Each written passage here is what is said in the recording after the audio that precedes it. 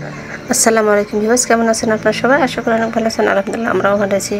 সকালবেলা আজকে শনিবার ছিল, যার কারণে স্কুলে খেলাধুলা আছে, যার কারণে স্কুলে চলে আসলাম। সকাল সকালে রেডি হয়েছি।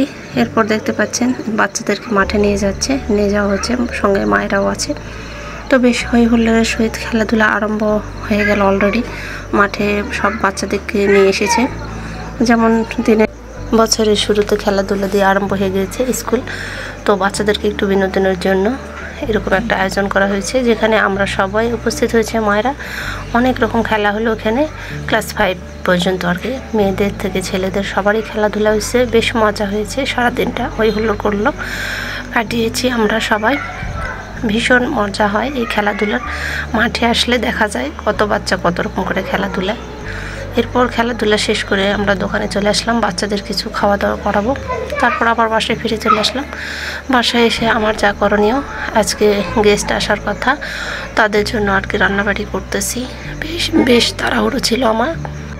এর মধ্যে আবার আমার বান্ধবী নিয়ে চলে এসেছে আর কি, আমাকে এই বোতার শাকটা দিয়েছে। এই শাক জানি না আপনাদের কোন অঞ্চলে কী নামে পরিচিত। এই শাকটা আমি অনেক দিন খাই না, যদিও আমার ভীষণ পছন্দ হয়েছে। এই শাকটা আজকে আমি রান্না করব, তার কারণে যদিও গেস্টদের জন্য নয়, জাস্ট আমার জন্য, আমি খাবো তার জন্য। আমি ভীষণ তাড়াহুড়োর মধ্যে আছি, কোথায় থেকে কোন কাজ করতেছি যা নিজেই খুঁজে পাচ্ছি না, এরকম একটা ব্যাপার। দুপুর হয়ে গিয়েছে, আজান দিয়ে ফেলবে, গেস্টরা চলে আসার কথা আর কি। যদিও বাইরে ছিলাম, সকাল থেকে রান্না করলে তো আমার এতক্ষণ হয়ে যেত। এরপর বলতে বলতে ওরা চলে এসেছে, প্রায় 3টে বাজে, সেই সময় আসলো ওরা।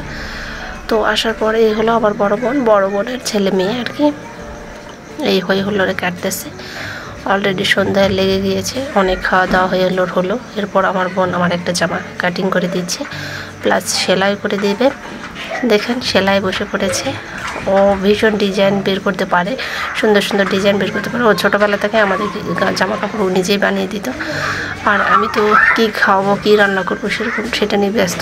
তুলে দিয়েছে চা, এদিকে বাচ্চাদের খাবার খেতে দিয়ে এসেছে, নাস্তা দিয়ে এসেছে আর কি। ওর শাশুড়িও এসেছে।